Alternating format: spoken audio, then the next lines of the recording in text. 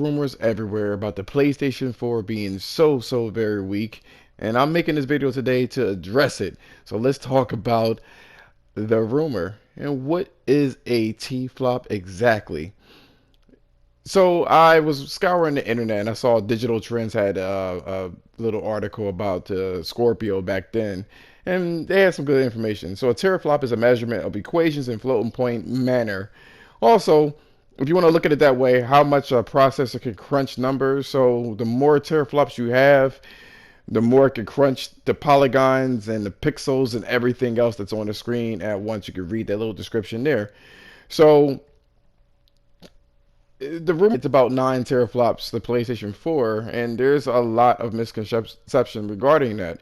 So you would think that the more teraflops you had, the better. Yes, a teraflop is a measurement of how the processor is faster or how much calculations it could do at one point.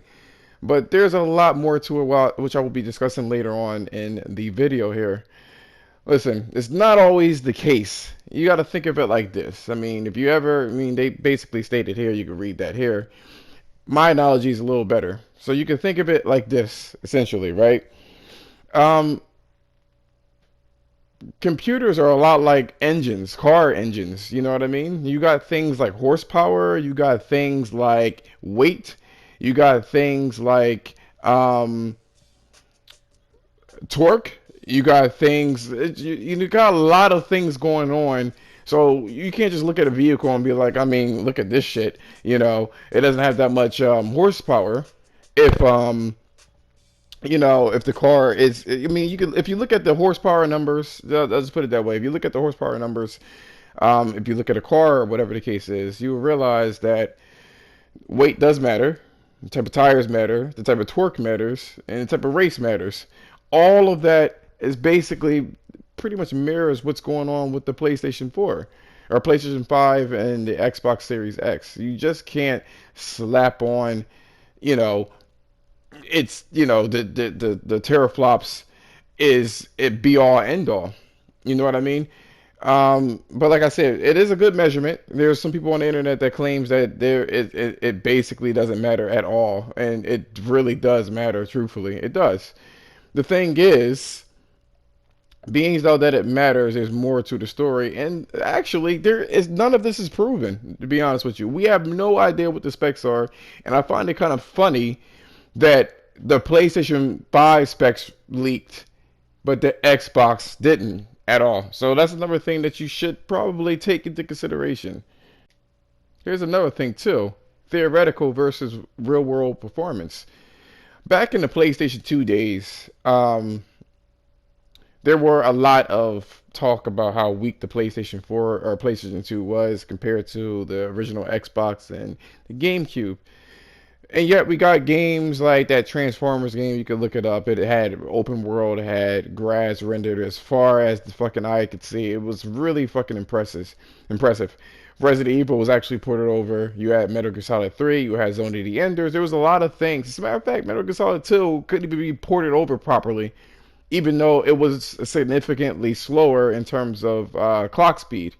So again, it's a lot more complicated than just saying, it has this many flops. And of course, the numbers do matter. But keep in mind that Microsoft or Sony didn't want to talk about, you know, their specs, because they probably know at this point in time, back in the day, you would, basically measure in terms of how wide. Now, how high is really what's going on.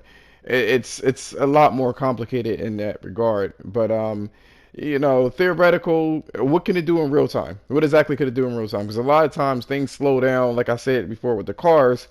Is it raining? Things of that nature. We don't know if there's bottlenecks, that will prevent it from hitting its complete theoretical. You can look up the PS2, Xbox, and GameCube shit. Very interesting stuff, but I'll leave that up to you. So what if the rumors are actually true? What if the actual PlayStation 5 GPU is actually 9.4 teraflops? What if that's true? You know what I'm saying? Yes, graphics matter, but halfway. You gotta, your developers, what good they could do, what they have. But why have them limited? You know what I'm saying? When you can have a powerful processor, and what if the competition is actually, has a 3 teraflop lead over you? I started looking at what Mark Cerny was saying about the PS5, and he basically mentioned there is a ray tracing processing unit. What if it is 9.4 for? Well, you can look at it in two different ways. You can look at it as all-purpose powerful GPU, right? Or the second way you could look at it as is a pretty decent size or pretty decent power GPU, and it has help with a ray traced core. You know what I'm saying? You won't need it to be that powerful in that regard because the ray tracing is helping it out. Sort of like the PlayStation 3. You remember back in the day they had the GPU that was weaker than the Xbox 360, but then it had help from the cell processor to kind of spit out polygons and extra little Santa's little helper type shit going on, and it created some amazing, amazing tech, like amazing tech stuff that like God of War 3 was like. It didn't even look like it was possible on PC, even. You know what I'm saying? Things like that is stuff that you need to consider. And I just want to leave you on that subject with that thought. You know what I'm saying? So there's that. Another thing that's in the rumor mill is that there is a proprietary system that Sony has going on for their solid state drive and what is going on. So there are people that believe that there's some sort of module that's not connected to the actual solid state drive or the hard drive. It's on a motherboard that's near the SSD that accelerates or feeds information directly to the the GPU or CPU, even for the matter. You know what I'm saying? And that's how you can get processing. So there's an example that I want to actually give to you because it's like, okay, so why does fast memory? What does that have to do with anything? You know what I mean? Um, this example will go like this. Um, if there's a person that could eat very quickly, right? They could just consume, consume, consume. Actually, no, I'm not even going to use that. Let's just say a car, right?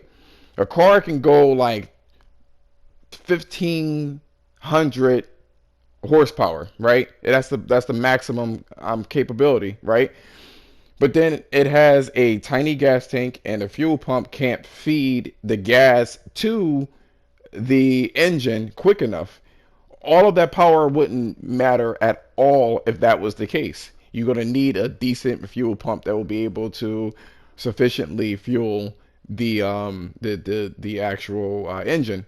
And that's how I'm looking at this in this particular case. One of the biggest issues that we had this generation was, for instance, Days Gone.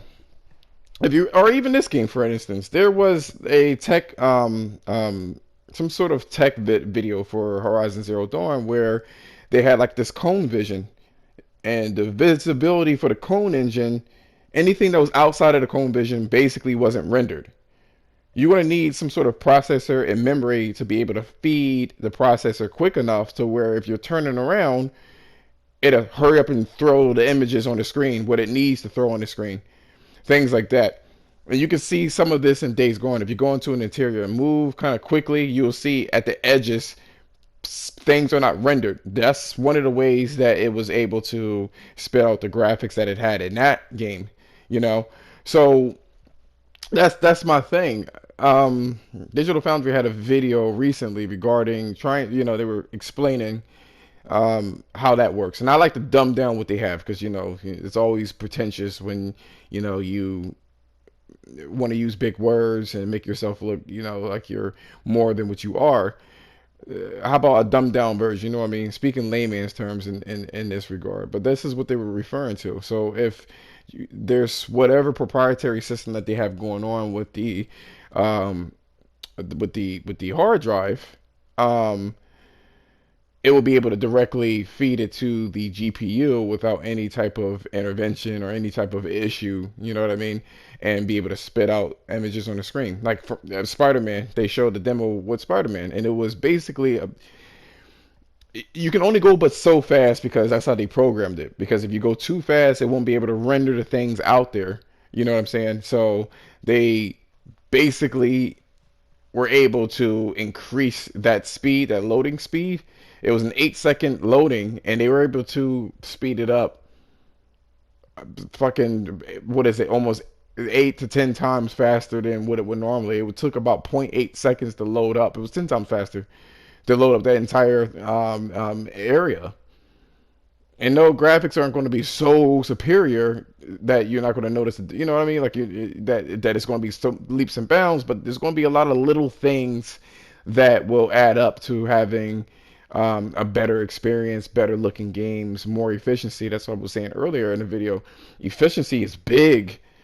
You know what I mean? If your processor chews through or data inefficiently, then what good is it? If you need more language, you know what I'm saying, which means more memory to explain simple things, then it's like, you know, if you have another processor that you don't need that much language, you can tell it to do things quickly. You don't need it to process that much instructions at a time. And that's basically what I wanted to say. I don't know why it took so long.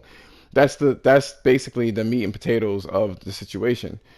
The efficiency is by the API is counted that way. So like, if your processor doesn't need that much code to do the same thing, then you have a more efficient processor and you don't need that much power. But let me know in the comments what you liked or disliked about the video. It's all over the place, but this is going to have to do for now. Thank you so much for watching, and I hope to see you on Thursday, I believe. That should be my next live stream. Peace.